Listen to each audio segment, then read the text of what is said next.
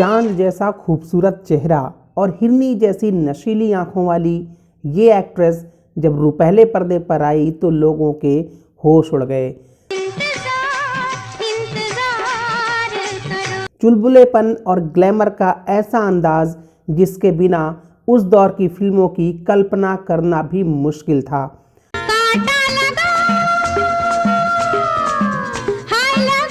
हर दिल अजीज इस एक्ट्रेस का नाम है आशा पारेख, जिसकी एक एक अदा पर लाखों दिल फिदा थे।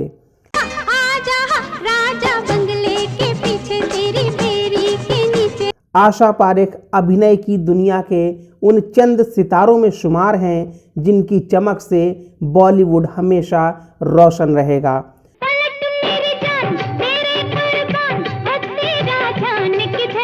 आशा पारेख को नाम, दौलत, रुतबा, चाहने वालों की लंबी कतारें, सब कुछ मिला जिसकी दुआ हर आम और खास शख्स करता है।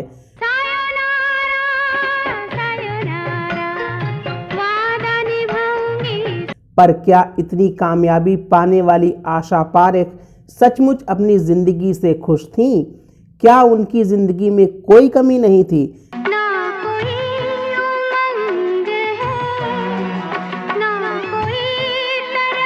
जिस अदाकारा के लाखों दीवाने थे और जिनसे हर कोई शादी करने की हसरत पाले हुए था, वो आज भी कुंवारी क्यों हैं?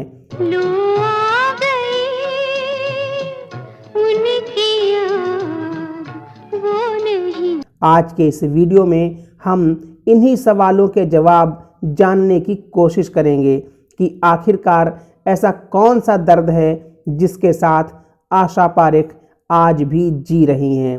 पर्दे में रहने दो, पर्दा ना उठाओ। तो आप बने रहिए हमारे साथ, और अगर आपने अभी तक हमारे चैनल फिल्मटेनमेंट को सब्सक्राइब नहीं किया है तो अभी कर लें।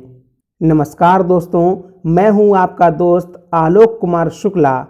आशा पारेख 2 अक्टूबर 1942 को गुजरात के महुआ नाम की जगह में एक साधारण मध्यम वर्गीय गुजराती जैन परिवार में जन्मी थीं। उनके पिता एक गुजराती बनिया और मां मुसलमान थीं।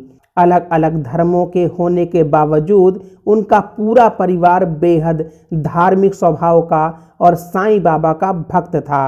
बचपन में आशा कभी डॉक्टर तो कभी आईएएस ऑफिसर बनने का सपना देखा करती थीं।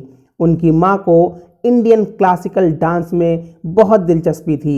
उन्हीं के प्रयासों से आशा पारेख बहुत ही छोटी सी उम्र में भारतीय शास्त्रीय डांस में पारंगत हो गई थीं।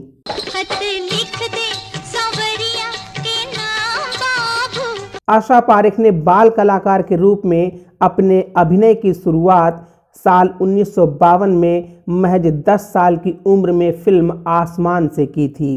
दरअसल आशा जी स्टेज शोज किया करती थीं।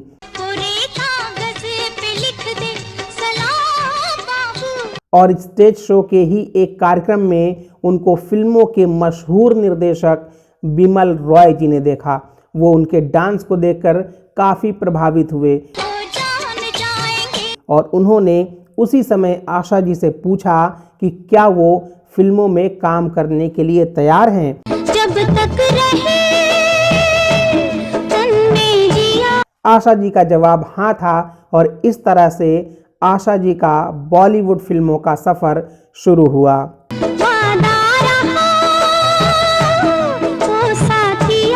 विमल रॉय जी के निर्देशन में बनी फिल्म बाप बेटी में आशा जी ने अभिनय किया, जो कि 1954 में आई थी, पर यह फिल्म बहुत ज़्यादा नहीं चली। कई फिल्मों में बतौर चाइल्ड आर्टिस्ट काम करने के बाद उन्हें 1958 में फिल्म गूंज उठी शहनाई में काम करने का मौका मिला। उन्होंने फिल्म में 2 दिन की शूटिंग भी की, पर निर्देशक विजय भट्ट ने उन्हें यह कहकर निकाल दिया कि वो हीरोइन नहीं बन सकती हैं क्योंकि वो इस काम के लायक नहीं हैं।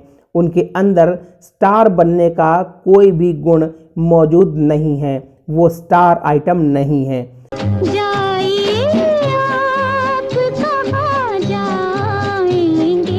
उस टीम में नासिर हुसैन भी थे, जिन्हें विजय की ये बात बिल्कुल पसंद नहीं आई। उन्होंने इस घटना के ठीक एक हफ्ते बाद ही आशा को फिल्म दिल दे के देखो के लिए शम्मी कपूर के अपोजिट साइन कर लिया।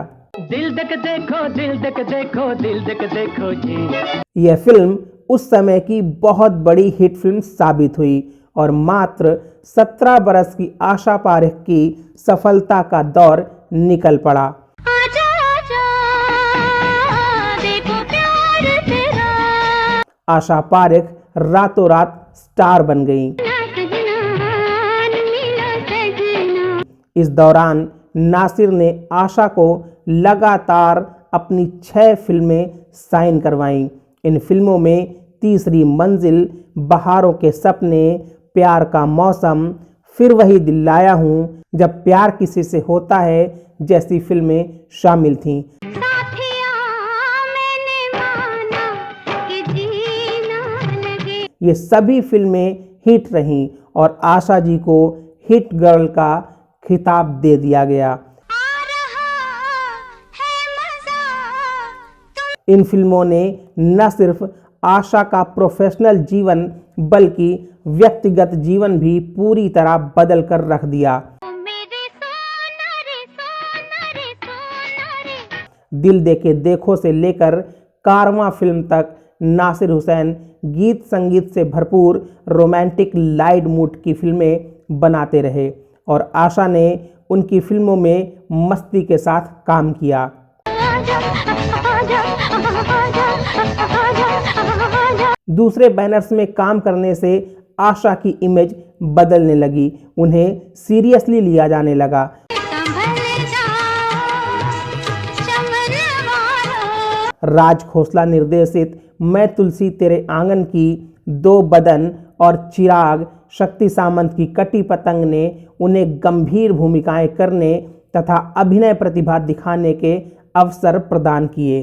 जब उठी काली घटा मुझको ऐ जाने वफा। शम्मी कपूर, राजेश खन्ना, मनोज कुमार, राजेंद्र कुमार, धर्मेंद्र और जॉय मुखर्जी जैसे उस दौर के मशहूर सितारों के साथ आशा ने काम किया।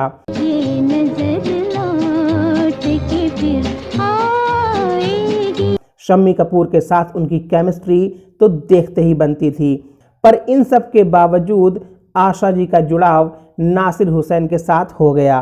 मिल गए आज मेरे सनम। साथ में काम करते करते आशा पारेख रियल लाइफ में नासिर हुसैन से प्यार करने लगी। हम तुम्हारे लिए तुम हमारे लिए। नासिर हुसैन पहले से शादीशुदा थे, लेकिन आशा पर इसका कोई फर्क नहीं पड़ा।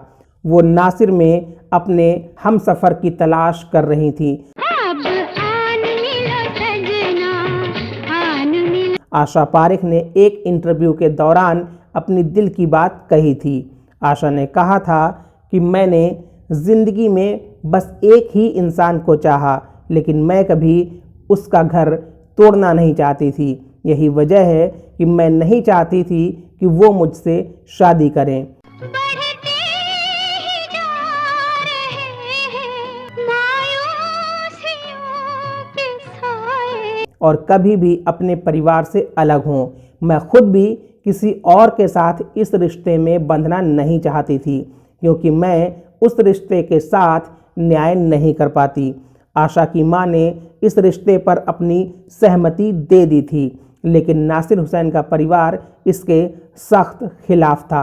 इसलिए उनके पास सिर्फ यही विकल्प बचा कि वो आजीवन सिंगल रहें। अच्छा तो हम चलते हैं। आशा पारेख ने अपनी जिंदगी के इस अहम और इमोशनल किस्से का जिक्र अपनी बायोग्राफी हिट गर्ल में भी किया है, जो 2017 में रिलीज हुई थी। आशा कहती हैं कि वो दोनों लंबे समय तक दोस्त थे, दोस्त से भी बढ़कर थे।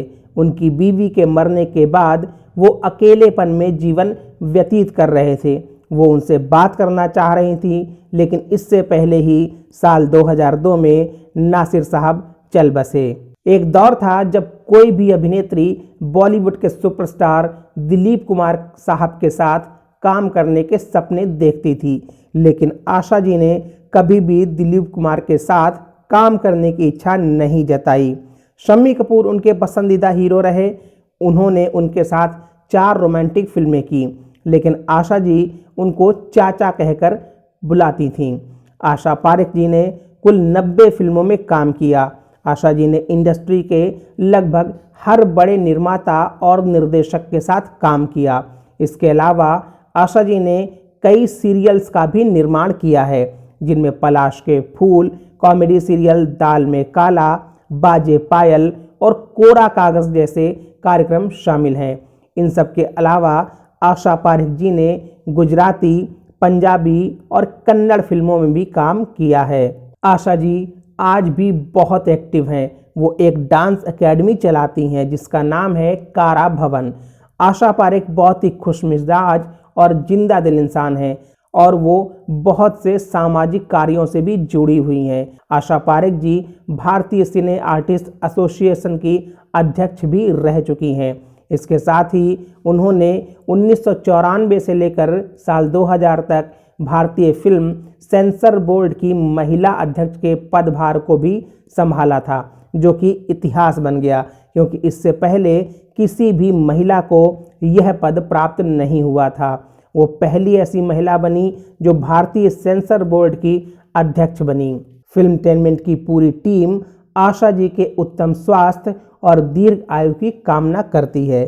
उम्मीद है कि हिट गर्ल आशा पारेख जी पर आधारित ये वीडियो आपको पसंद आया होगा, तो इसे लाइक और शेयर करें। आशा पारेख जी के बारे में अपने विचार कमेंट बॉक्स में बताएं।